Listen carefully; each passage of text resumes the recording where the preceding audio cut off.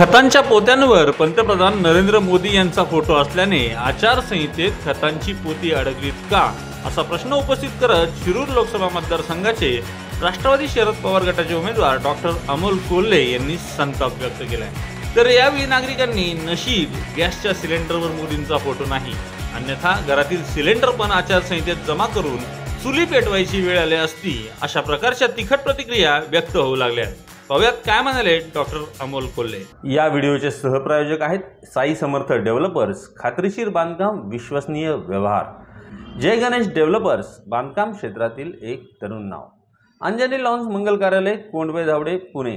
Parking, जेवणाचा स्वतंत्र hall आणि वधूवरांच्या सुसज्ज खोल्यांसह बजेटमध्ये असलेले एकमेव खात्रीशीर मंगल कार्यालय।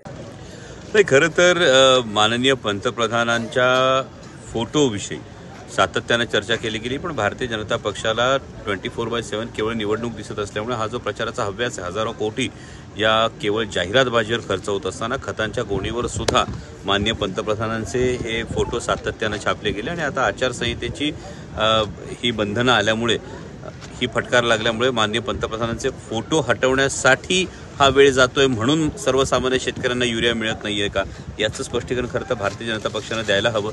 जो भारत देश आपला कृषीप्रधान देश आहे, मध्य प्रदेशातल्या निवडणुका झाल्यानंतर जे देशाचे कृषी मंत्री होते, हे कृषी मंत्री मध्य प्रदेशच्या विधानसभेचे अध्यक्ष म्हणून गेलेले आहेत आणि इतके महिने देशाला पूर्णवेळ कृषी मंत्री नाही आणि त्यामुळे सर्वसामान्य शेतकऱ्यांना कोणी वाली राहिलेलं नाही। भारतीय जनता पक्षाचं हे सरकार पूर्णपणे शेतकरी विरोधी सरकार आहे, हे पुन्हा एकदा स्पष्ट होतंय।